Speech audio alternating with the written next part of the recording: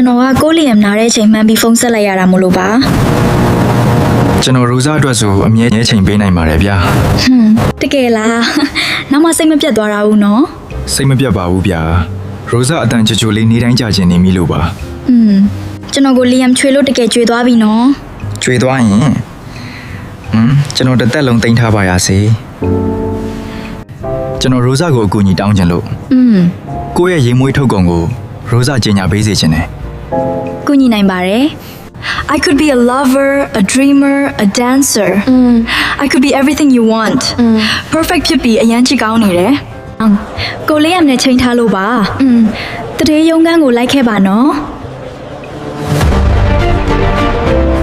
ဒါက right going အစီအစဉ်နဲ့အချိန်စရာတွေ ရိုဇာတခါမှကြင်ညာမရိုက်ဘူးတော့ကိုလီယမ်အစီအစဉ်တိုင်းလုပ်ကြည့်ပါမယ်။နာ